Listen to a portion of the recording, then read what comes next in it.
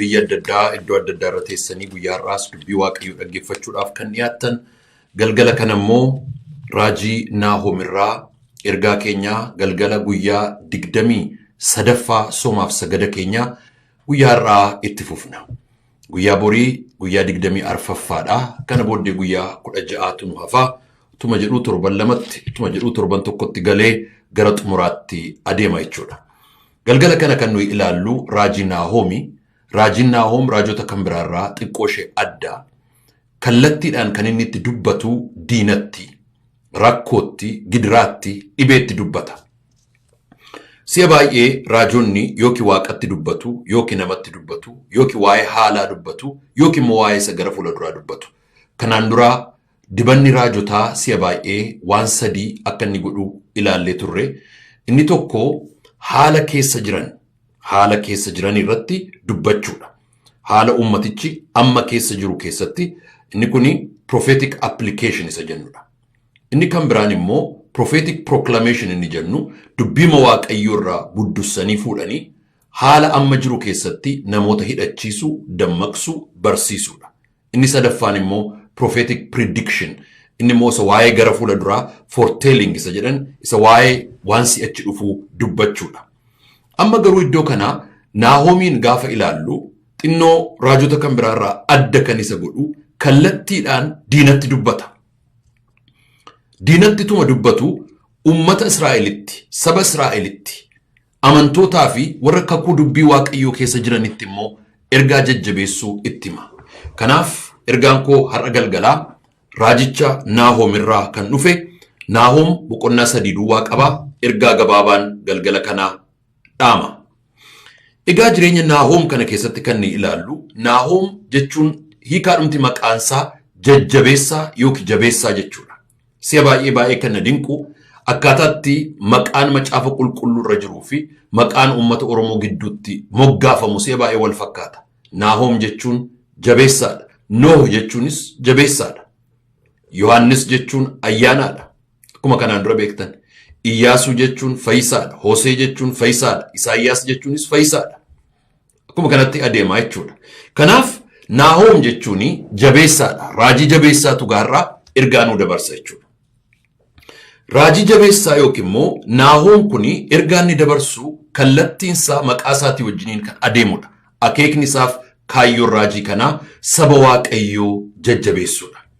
Har'a galgala waaqayyo karaa Naahoom raajii gurguddaa waan nutti dubbatuu fi qalbiidhaan akka dhaggeeffattaniifan adaraa isin jedhee isin kadhachuu barbaada.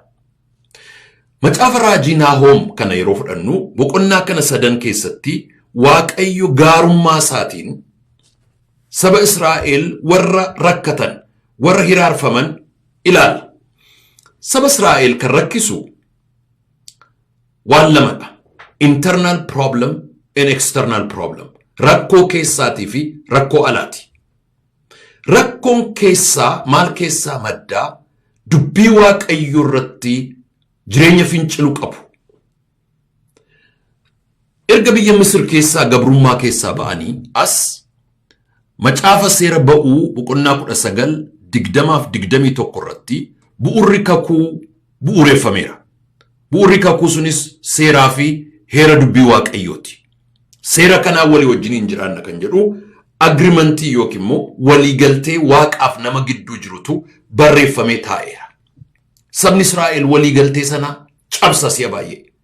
Waliigaltee sanarraa inni angafti waaqayyoon malee waaqa tolfamaa kan biraa hin qabaatin isa jedhu si'a baay'ee cabsu. Waaqa kan biraa waaqeffachuutti adeemu. Kanaaf barri jireenya isaanii boora'uu jireenya afuuraarraan kan ka'e. Hubadhaa. Boora'uu jireenya afuuraarraan kan ka'e. Keessoon isaanii waliigaltee dubbii waaqayyoo wajjiniin dhabuurraan kan ka'e. Jireenya abboomamuu fi jireenya sodaa waaqayyoo dhabuurraan kan ka'e si'a baay'ee gidiraa keessa adeemu. Qoraattii keessa adeemu. Rakkina keessa adeemu.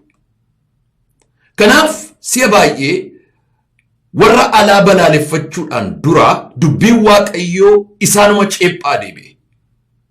Mee gattaa'ii hinaasofnaatti hin jedha waaqayyo. Mee gattaa'ii wal qorannaatti hin jedha. Mee kottu gadi taa'itti jedha fakkeenyaaf Isaayyaas irraa. Dhugaa walitti baana. Keessoo walii keenyaa qoranna. Rakkoon ati har'a jirtu keessa jirtu kun maal keessaa akka inni madde dubbii Waaqayyoorraa, hafuura Waaqayyoorraa, ayyaana Waaqayyoorraa, ifa Waaqayyoorraa haa qorannuutti jedha. Akkuma kanas immoo ummattoonni ollaa isaanii jiran warri isaan hiraarsan, warri isaan gidirsan, warri isaan cunqursanis immoo akka dubbii Waaqayyootti qulqulluu ta'anii miti. Isaanis badii gurguddaa qabu. Engadda ilaalleerraa jireenya raajicha Obadaayyaa irraa akkasumas immoo Amoos irraa waa'ee warra Asooris ilaalleerra, waa'ee warra Edoom keessaa baafnee ilaalleerra. Yeroo Waaqayyo balaaleffatu. Har'a immoo jireenya Naahoom keessatti diina Israa'el isa guddaa warra Asoor baraareffata. Har'a Waaqayyo diina keettan gadi ba'asiin jedha. Maqaan Waaqayyo kan eebbifame haa ta'u. Diina keettan gadi sii ba'asiin jedha Waaqayyo. Hin amantaa. Hin fudhattaa raajii kana, ergaa kana hin amantaa. Diina keettani gadi sii ba'a har'asiin jedha Waaqayyo. Waan bara dheeraa si rakkise. Jireenya dhuunfaatti waan si gidirse. Jireenya maatii kee keessa kan jiru. Jireenya waldaa kee keessa, jireenya saba kee keessa. Jireenya amantii kee keessa, jireenya hafuuraa kee keessa. Qaama foonii kee keessa, fayyaa kee keessa kan jiru waan bara baay'ee gadi si qabee, si cabsee, si salphisee, si boossisee, si gidirsee, si dhukkubee, ba'aa gansi ta'e ganga'e waan gadi si qabe qambarrii keettan gadi sii baasiin jedha Waaqayyo. Annan amana har'a galgala Waaqayyo diina keenyatti gadi nuu ba'a. Raajiidha waan ta'eef qalbiidhaan dubbachuun barbaada. Har'a Waaqayyo nurratti raajii dabarsuu barbaada. Raajiidha waan ta'eef qalbiidhaan dubbachuu barbaada. Naahoom jajjabeessaa inni jedhamu kun waa'ee aarii kallattiidhaan kan inni dubbatu diinni Israa'el inni guddaan Asoori. Warri Asoor kun xuraa'oodha. Waaqa tolfamaas waaqeffatu. Albaadheeyyiidha. Of jaallatu. Saamtuudha. Gara jabeeyyiidha. Hafuura seexanaatiin warra oofamanidha. Weeraruu jaallatu, saamuu jaallatu, cabsuu jaallatu, salphisuu jaallatu, ajjeesuu jaallatu, cunqursuu jaallatu, hacuucuu jaallatu. Jireenya isaanii keessa nyaatanii quufuun, saamanii quufuun hin jiru keessa isaanii. Namummaa cabee cubbuudhaan kan xaxame jireenyi isaanii. Bara 722tti weerara guddaa godhanii Israa'eliin jilbeenfachiisanii gara kibbaattis gadi bu'anii Yihudaaf Yerusaalemiin warra barbadeessedha. Waggaa 100 koloneeffatan. Bara 612 irratti Naabukadanaatsoor immoo dhufee mootummaan Baabiloon axaa'ee caccabsee daakee isaan balleessee Baabiloon immoo dhufee isaan irratti moo'e.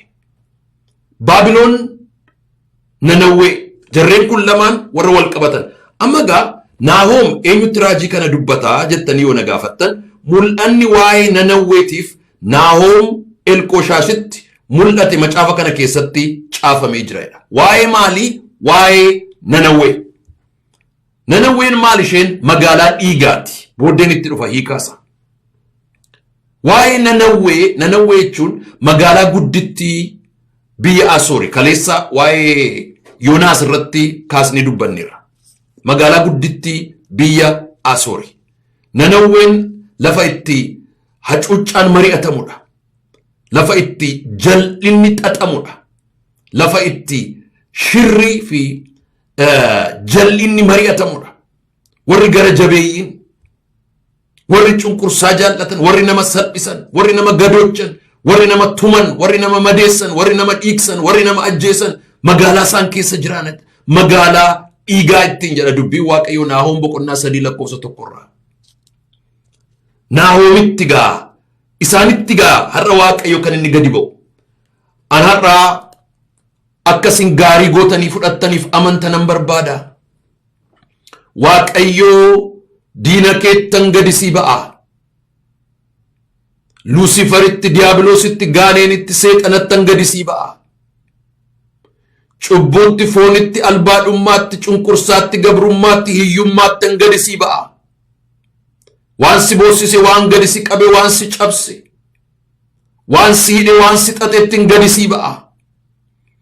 Har'a sirraa loluun jalqabaa jedha Waaqayyo karaa Naahoom. Maqaan Waaqayyoo kan eebbifame haa ta'u. Har'a sirraa loluun jalqabaa. Naahoom raajii kana kan inni dubbate bara 2600 dura. 2600 dura.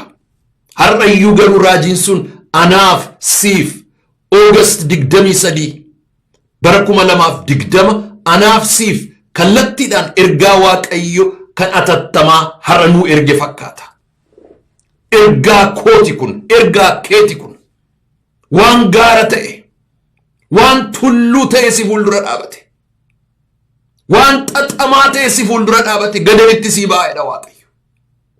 Sin dhaabu, sin barbadeessu, sin ajjeesu sin jedha. Kanaaf Naahoom irraa har'a galgalaa barreeffadhaa yoo barbaaddan, katabadhaa yoo barbaaddan. Barsiisani barsiisu kanaa namni tokko biyya Arabaarraa gatteessee katabatteetu nootii sanaa ergiti deebifte. Baay'ina dinqa. Jaalala dubbii Waaqayyoo katabadhaa barreeffadhaati itti waa'ee ba'aa.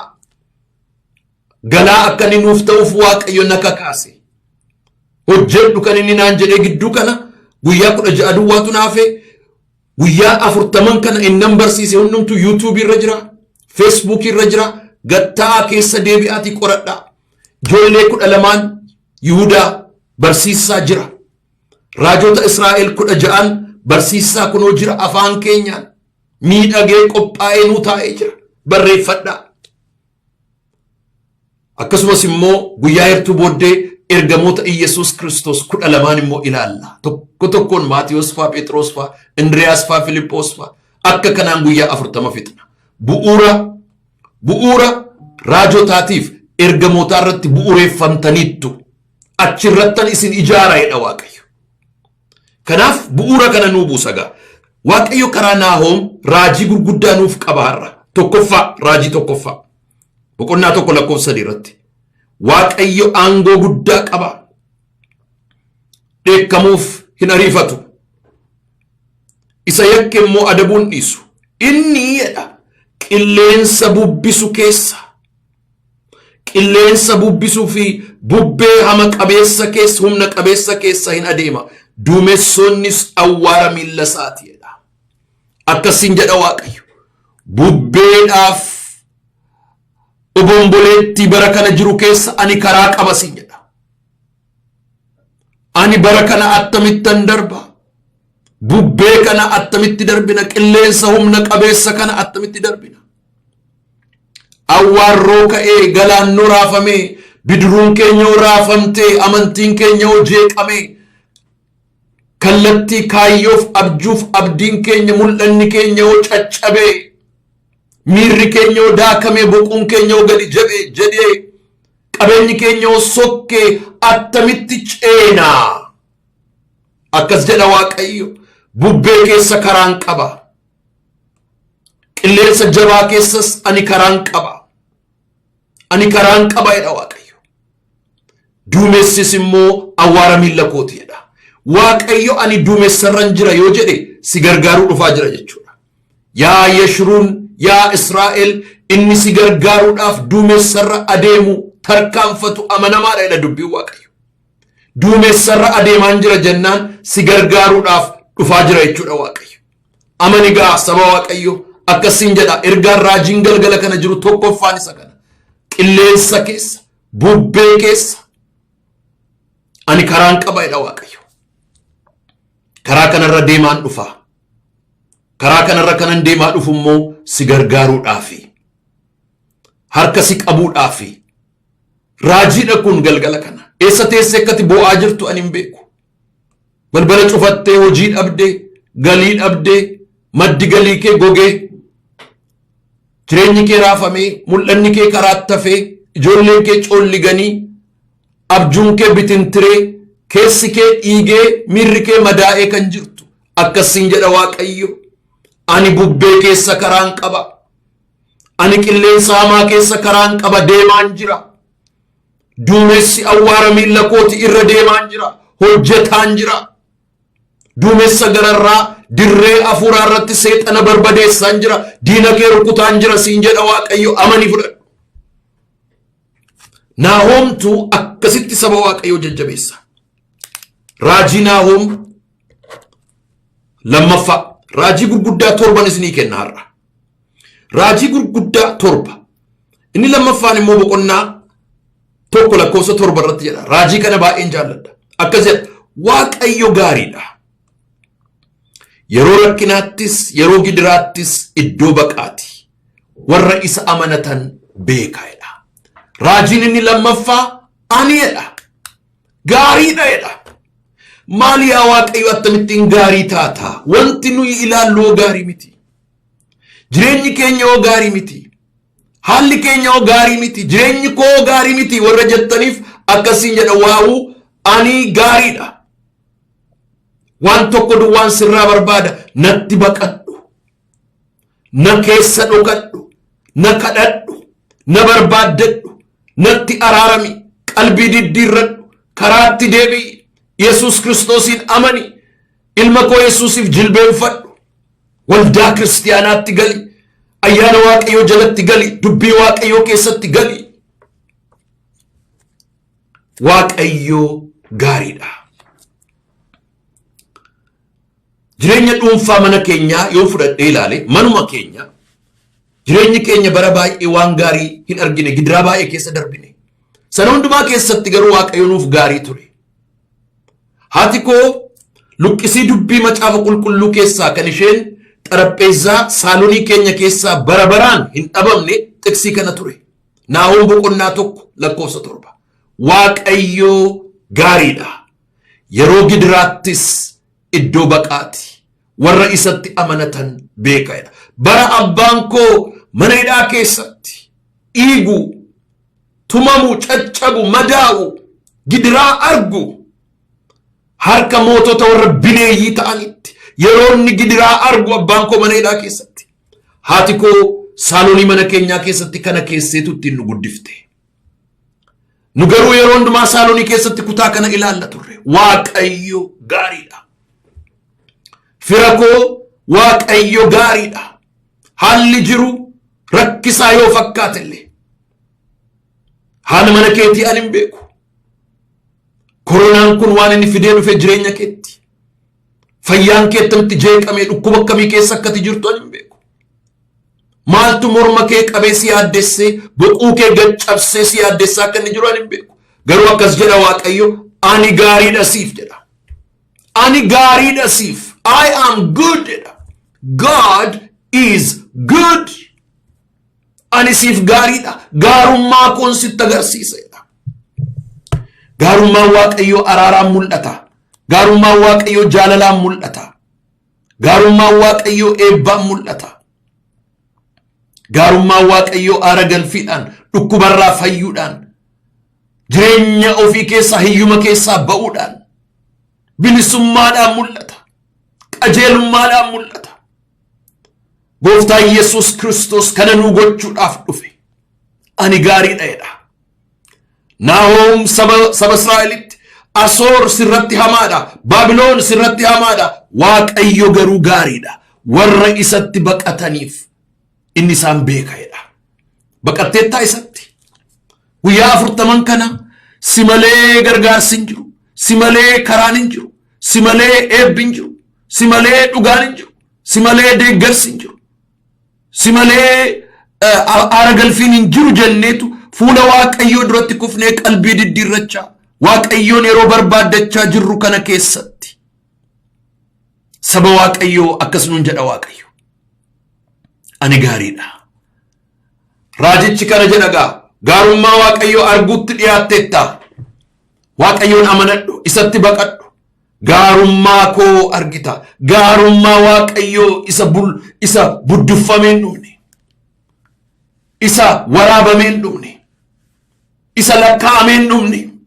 Gaarummaa Waaqayyoo sitti agarsiisa. Raajii Naahom isa sadaffaa. Sadaffaa raajii akkas jedheetu immoo nutti dubbata.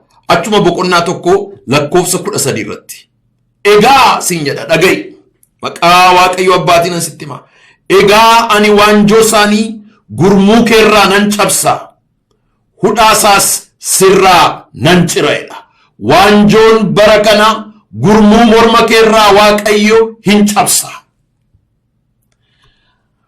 naannoo bareedduu magaalaa Naqamteetti gararraa Komtoo kan jedhamtutu jirti Komtoon kun biyya abbaa kooti lafa abbaan kootti dhalatedha obboleessi abbaa kooti achitti qotee bulaa jaboo turan abbaa lamoo jedhamu qotee bulaan kun maasiin isaanii bal'aadhaa sangoota sa'oota baay'ee qabu si'a tokko darbinee ganna hin dhaqna asheeta boqqolloo nyaanna dinnicha nyaanna baaduu waan nutti tolu hundumaa waan nu gammachiisu baay'eetu jira achi yeroo achi dhannu kan baay'ina dinquu waa'ee sangootaati sangoota qambarrii keessa galchan yeroo qotan qotaa oolanii gaafa sa'aatiin misaa ga'ee gara galgalaa waaree booddee yeroo qambarrii irraa hiikan sangoonni sun jalqaba yeroo qambarrii jalaa ba'an morma isaanii raasu jedhu waanjootu irraa ka'e bara kana waaqayyoo waanjoon sirraa kaasa siin jedha morma kee raafta bara baay'ee gadi jetteetta bara baay'ee gadi cabdeetta boquun kee gadi cabeera miirri kee gadi cabeera afurri kee gadi cabeera dinagdeen kee gadi cabeera siyaasni kee gadi cabeera qalbiif sammuun kee gadi cabeera amantiin kee gadi cabeera amma garuu waanjoo sanan sirraa cabsaa ol jetteetu ilaalta olan si qaba siin jedha waaqayyo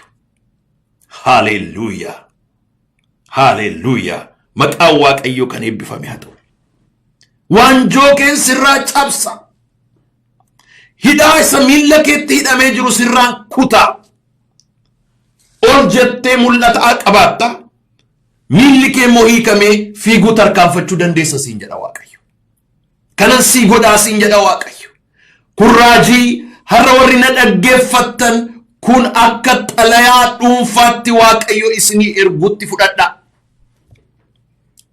tasa waan YouTube banattaniif yookiin TV banattaniif yookiin Facebook banattaniif argataa jirtu miti kana akkuma tasaa waan live kotti galtaniif dhagaa jirtu miti kana waaqayyotu isinii dhaamaa jira waaqayyotu waaqarraa sii dhaamaa jira obboleessa ku akkasiin jedha amanii fudhadhu sin kadhadhaa maqaa ilma waaqayyo Yesuus Kiristoosiin waanjoo keen sirraa cabsa barana siin jedha mul'ata bal'aa ilaaluu dandeessa yeroo gadi jettuu lafa malee argitu yeroo waanjoon sirraa cabu garuu gadi baatee ilaalta si'a tokko hojiin natti baay'atee biiroo keessaa ba'uu dadhabee stuudiyoo keessaa ba'uu dadhabee yeroon as keessa oolu labsiin dhufee gadi na harkisa baanii taphanna malee naan jedha baaskeetboolii taphanna yookiin wookii goona yeroon naan jedhee na harkisu gaafan gadi ba'u oh my god maal keessan ture jedha gaafa gadi baatu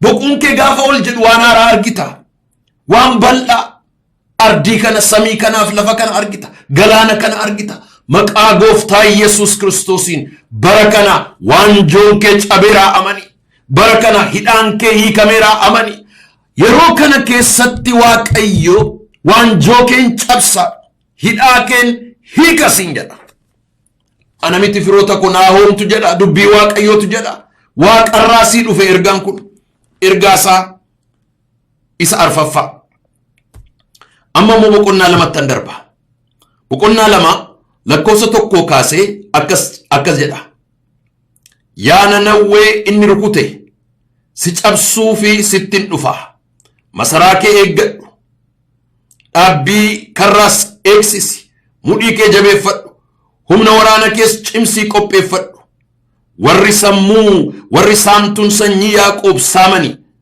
wayni isaa yoo duraa balleessan iyyuu waaqayyo akkuma isaanii duraatti Israa'eliif ulfina hin deebisa jedha na dhaga'i waaqayyo akeekkachiisa diina keetti erge booddee siin garuu akkas jedha akka bara duriitti ulfina Israa'eliif ulfina Yaaqoob irra ture waaqayyo amma nan deebisa jedha waaqayyo barri kun bara restoreeshiniiti bitintirtee turte, gatantartee turte, karaarraa kaattee turte, ulfinarraa kuftee turte, dadhabdee turte, amma garuu sin haaressaa jedha Waaqayyo. Maqaansaa eebbifamu. Amma garuu deebiseen ayyaana koo, sagalee koo, afuura koo, humna koo, ayyaana koo, surraa koo, simboo koo sittan deebisa jedha. Ameen jedhi fudhadhu ililchiitii mana keetti. Haleluuyaa. Haleluuyaa. Warri saamtuun sanyii Yaaqoob saamanii wayinii isaanii yoo duraa balleessan iyyuu Waaqayyo akkuma isaanii duratti Israa'eliif ulfina hin deebisa jedha. Israa'eliif ulfina hin deebisa jedha Waaqayyo. Fuuldura kee kan jiru salphina miti ulfina na amani. Amani dubbii Waaqayyootu jedha. Iyesuusin qabattee salphinatti na deemtu. Iyesuusin qabattee asii gadi na deemtu. Iyesuusin qabattee dukkanaaf dhidhimatti hallayyaaf boollatti gadi na deemtu. Iyesuusin qabannaan akkas jedha. Si fuulduratti ani ulfina qopheesseera jedha. Ulfinan qopheessee jira si fuulduratti jedha. Namatti hin tolu raajinnaa hoo raajii isaa isa shanaffaa lamatu naafe kanumaa nan fixa. Raajii isaa isa shanaffaa akkuma sila siin jedhe waa'ee Nanawweetti immoo dubbata. Diinatti akkas jedha. Mandara dhiiga namaa dhangalaaftuuf, mandara sobduu ishee waa butattuuf, ishee saamichatti hin deebineef wayyoo jedha. Amma immoo diinota kee nan barbadeessaa jechaa jira. Mandara dhiiga namaa dhangalaaftuuf, mandara sobduuf, ishee waa butattuuf, ishee saamichatti hin deebineef wayyoo. Mandara dhiigaati Nanawween dhiigaan ijaaramte. Dhiiga namootaatiin. Nanawwee ijaaruudhaaf namoota biyya baay'eetu qalame, ajjeefame, barbadaa'e, qabeenya biyya baay'eetu saamame, soba baay'eetu dubbatame, dokumentii sobaa baay'eetu qophaa'e, shira baay'eetu xaxame, seera baay'eetu jallate. Kana booddee Nanawwee gudditti guddisanii ijaaran. Waaqayyo garuu akkasittiin jedha. Magaalaa dhiigaa, mandara dhiigaa, magaalaa dhiigaatittiin jedha. Si'a baay'ee warri gurraachi Ameerikaa biyya Ameerikaa kana keessatti magaalota gurguddaa Ameerikaatiin this is a blood city jedhu. Dhiiga abboota keenyaatiin ijaarame, dafqa garbootaatiin ijaarame, mindaatuun kaffalin, kabajatuun laatin, mana yaalaatti tuun geessin, iddoo gaariituun ciibsin, seeraan utuun kunuunsin, humna isaaniitiif waan isaanii ta'utuun kaffalin magaalota ijaaramanidha gurguddaan Ameerikaa kun. Londaniif qabeenya Ingilizii keessa yoo deemtan magaalota dhiigaati. Ameerikaa keessa yoo deemtan magaalota dhiigaati. Cunqursaadhaan, gabrummaadhaan, koloniidhaan, saamichaan, sobaan, ololaan, shiraan kan ijaaramedha. Kitaabota isaanii baay'ee yoo barreessitan yoo dubbiftan kana himu warri gurraacha Ameerikaa. Nanawwee magaalaa dhiigaa, magaalaa sobaa, magaalaa shiraa, magaalaa jal'inaa, magaalaa xaxaa, magaalaa jal'inaatittiin jedha. Waaqayyo gaa alana gatii keessii baasaa wayyoo. Na dhaga'i hin faradaa Waaqayyo. Lafarratti hin faradaa, waaqarratti hin faradaa Waaqayyo. Yaa seexanaa dhaga'i, yaa diiyaabiloos dhaga'i. Diinni ilmoo namaa inni angafti nama miti. Diinni ilmoo namaa inni angafti isa nama dudduba taa'ee namoota dhiibu. Garaa namaa jabeessu. Jal'inatti nama oofu humna seexanaa sana. Isa immoo jedha Waaqayyo. Isaaf wayyoo barana Waaqayyo ka'eera. Lolaan keenya ka'eera. Waraanni keenya ka'eera. Falmaan keenya ka'eera. Fayyisaan keenya ka'eera. Iyesuus maaliif du'aa ka'e? Mataa diinaa cafaquudhaaf. Iyesuus maaliif du'aa ka'e? Hojii diinaa diiguudhaaf. Iyesuus maaliif du'aa ka'e? Hojii jal'inaa barbadeessuudhaaf du'aa ka'e. Haleluuyaa. Torbee kanaa kaasee hin argina. Hojiin seexanaa hin barbadaa. hojiin diiyaabiloos hin diigama, daannoon seexanaa hin galagala, shirri seexanaa hin saaxilama, jal'inniif sobni hin barbadaa, dhugaan waaqayyoo garuu galma ga'a. Haqni dhugaan waaqayyoo galma ga'a. Yaa saba waaqayyoo bara kana sodaa waaqayyootiin karaa ishee qalloo, karaa ishee dhugaa Iyeesus Kiristoos duukaa yoo adeemne waaqayyo diina keetti diinina ergeera. Ergaa Naahom isa ja'affaa. O Ramakal dara labassa rengala lalabashya. Rakkoon gurguddaan saba waaqayyootiif waldaa waaqayyootti kan seexanni ergu hooggantoota gurguddaa qopheessee leenjisee hidhachiisee hubachiiseetu erga. Akkasiin jedha waaqayyo. Diinota keetti hirriba buusee diinota kee rukutee bittinneesseera ililchisiin jedha. Boqonnaa 3:18 irratti. Yaa mootii Asoor ittiin jedha diinatti dubbata. Eegdonni biyyoota keetii hin mugu. Gurguddoonni biyyoota keetiis hin boqotu. Sabni kee tullootarraa hin tamsa'ani. Namni walitti isaan sassaabu tokkollee hin jiru jedha. Gammadi maqaa ilma waaqayyoo Iyeesus Kiristoosiin. Giddugaleessa godhatee taa'ee kan mari'atu sirratti kan shiraxatu. Diinotaaf hooggantoota diinotaa akkasan godhaedha. Mugaatiin irratti gadhiisaedha. Nan adoochaa'edha waaqayyo. Akka isaan hin sochoonin godha. Dur mugaatiin qaban. Karaan dhaabatan. Gugsii fardaatiin kutanii deemu. Amma garuu waggaa 100 waan guuteef hin quufan. Garaan ruurra'ee. Miirri quufee. Of tuulummaan isaan qabatee muguutti ka'aniiru. Diinni kee bara kana mugaatiidhaan rukutama. Seexannii fi diiyaabiloos ilmaan isaatiif maccisa. Ergamoonni isaatiif garboonni isaa mugaatiidhaan rukuta. Dadhabbiidhaan rukuta. Kufaatiidhaan rukuta. Kana booddee gaarota irrattan tamsaasa nan facaasa. Achi booddee namni walitti isaan qabuu danda'u hin jiru. Barri diinota keetii darbeera. Mugaatiidhaan rukuteera waaqayyo. Ilmi waaqayyoo Yesuus du'aa ka'eera. Waan tokko na amani saba waaqayyoo erga ilmi waaqayyoo Yesuus Kiristoos du'aa ka'ee as barri diinota keetii darbeera. Yesuus Kiristoosin amantee jirta yoo ta'e diinni kee abbaa hirribaati. Sobee waan jiru fakkaata. Diinni kee dadhabaadha. Sobee jabaa fakkaata. Diinni kee bittinnaadha. Sobee waan walitti qabeef fakkaata. Achii kan walitti isa qabuu danda'u hin jiru. Ati garuu hin darbita siin jedha waaqayyo. Hin darbita siin jedha. Warra tajaajila keetti ta'anii mari'atan. Warra nagada keetti ta'anii mari'atan. Warra qonnaa keetti ta'anii mari'atan. Warra maqaa keetti ta'anii mari'atan. Warra dhugaa keef haqa kee, mirga keef ulfina kee, kabaja keetti warra ta'anii mari'atan. Akkas jedha waaqayyo. Ani gaarota irratti bittinneesseera.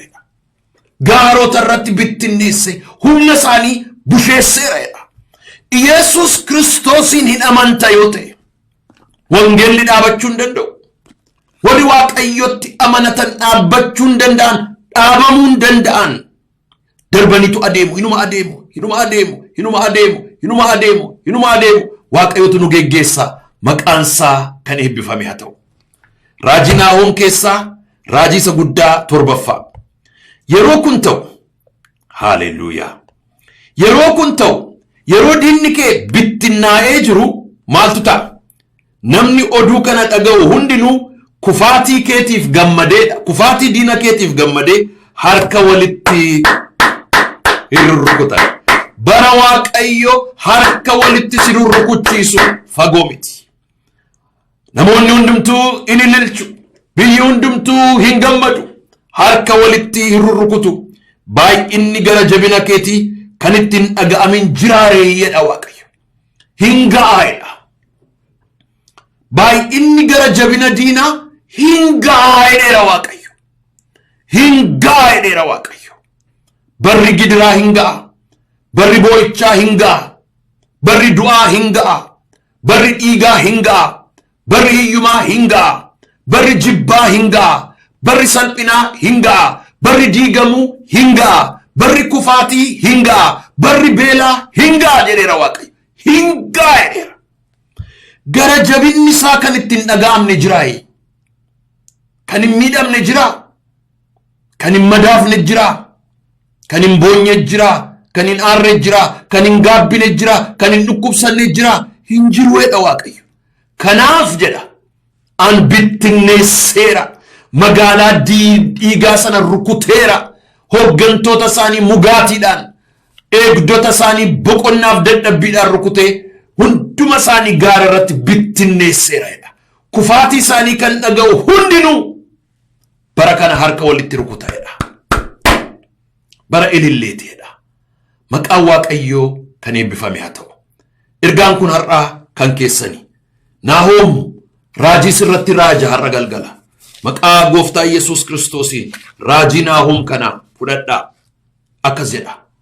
Tokko ani karaan qaba. Haala amma jiru keessatti karaan qaba. Yeroo teessee ilaaltu karaan hin jiru. Attamittan darba. Attamittan qaxxaamura bubbee kana. Qilleensa waliin dhaamaa kana. Burjaajaa kana attamittiin an darba. Jettee kan yaaddoftu ani karaan qaba siin jedha Waaqayyo. Hojii dhabuu, nyaata dhabuu, ulfina dhabuu, nagaa dhabuu, fayyaa dhabuu, jireenya dhabuu, kaayyoo dhabuu, kallattii dhabuu, waan baay'eetu harkaa wal jalaana dha'e. Ani rakkadheera, burjaaja'eera, abdii dhabeera kan jettu. Yesuus Kiristoos ana karaan kee. Ani bubbee keessa karaan qaba. Ani qilleensa jabaa keessa karaan qaba. Duumessarra immoo si gargaaruudhaaf nan adeema jedha Waaqayyo. Kana booddee immoo siin jedha Waaqayyo ani gaariidha. Gaarummaa koo argita bara kee hafetti. Gaarummaan koo karaa baay'ee mul'ata jireenya kee keessatti. Dhukkuba kee fayyisuudhaan, hiyyuma kee balleessuudhaan, gabrummaa kee cabsuudhaan, yaaddoo kee kaasuudhaan, sodaa kee balleessuudhaan. Ani gaarummaa koo sittan agarsiisa jedha.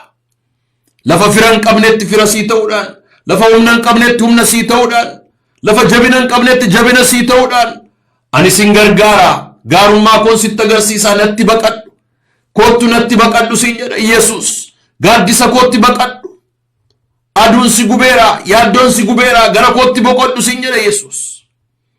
Erga kana godhee booddee immoo bara rakkinaa kee keessatti qambarrii kee nan cabsa, waanjoo kee nan cabsa, hidhaa kee nan hiika. Gaafa waanjoo kee cabsu ol jettee mul'ata argatta. Gaafa hidhaa kee kutu immoo mul'ata kee sana galmaan ga'uudhaaf deemta. Barri kun bara nu itti mul'ata fudhannu, bara nu itti mul'ata keenya galmaan geenyudha. Mul'ata kee hin argita, fagootti hin argita, bal'iftee hin argita, qulqulleessitee hin argita. Galmaan ga'uudhaaf immoo hin tarkaanfatta. Miilla kees nan hiika, sammuu kees nan hiika jedha Waaqayyo. Haaleluyyaa. Haaleluyyaa. Jabaadhu jedha. Ulfinan sitti deebisan moo jedha. Ulfinaaf surraa simboo. Lafa dhadheetti jaallatamu, kabajamu, simatamu, fudhatamu, kabajamu, simboo. Maqaa Yesuus Kiristoosiin adda kee irratti simboo. Lafa hojiitti, lafa nagadaatti, lafa qonnaatti, lafa iyyaatti, maatii gidduutti, fira gidduutti, diina gidduutti, simboo. Maqaa Yesuus Kiristoosiin. Magaalaa dhiigaatiif wayyoo. Wayyoo magaalaa dhiigaatiif. Magaalaa dhiigaa sana annan adabaa jedha Waaqayyo. Magaalaa dhiigaa sanaaf wayyoo. Diinota kee irratti mugaatiidhaaf dadhabbii gadhiiseera. Nan bittinneesseedha. Maqaa Yesuus Kiristoosiin har'a nan argaan. Nan argaa. Ilaa obboleettii koo. Ilaa obboleettii koo bara baay'ee kan boosse, bara baay'ee kan yaaddofte. Diinota kee bittinneesseera jedha Waaqayyo. Ilaa obboleessa koo. Bara baay'ee kan yaaddofte, bara baay'ee kan rakkatte. Ani diinota kee bittinneesseera jedha. Dhiyootti waa tokko dhageessa. Ilillee dhageessa. Maaliif harka rukutu mana isaaniiti? Maaliif ililchu mana isaaniiti? Akkas jedha. Diinota isaaniitu kufe. Diinota isaaniitu bittinnaa'e. Waaqayyotu hin ga'a jedheedha. Ergaan koo galgala kanaa Naahoom irraa isa kana. Raajiidha galgala kana. It is complete prophecy. Prophecy'n kun immoo waaqarraa kan dhufedha fudhadhaa. Maqaa Gooftaa Yesuus Kiristoosiin ergaan kun kan keessani. Televizyinii mo'aa, YouTube, Facebook, Twitter haala adda addaatiin warri hordofaa jirtan hundumti keessan bakka jirtanitti Waaqayyo sinaa eebbisu. Amma egaa ergaa kana namootaaf daddabarsaa, namoonnaaf sheer godhaa, namoonni akka isaan argatan godhaa, kadhannaa keessanitti immoo jabaadhaa. YouTube keenya subscribe gochuu hin irraanfatinaa, dirree wangeelaa jabaasaa akka godhannuuf. Waaqayyo bakka jirtanitti isinaa eebbisu. Ergaan kun har'a ergaa keenya. Afurri qulqulluutu nuu fide. Ergaa kanaan immoo haa jajjabaannu. Baay'ee akkan isin jaalladhu isin iyyuu beektu. Sagantaa ittaanutti bor galgala sa'aatii 8 irratti ammoo wal arginutti nagaa gooftaatiin naaf bubbulaa. Ayyaanniif jaalalli jireenyiif eebbi Waaqayyoo hunduma keessanii wajjiniin haa ta'u. Ameen.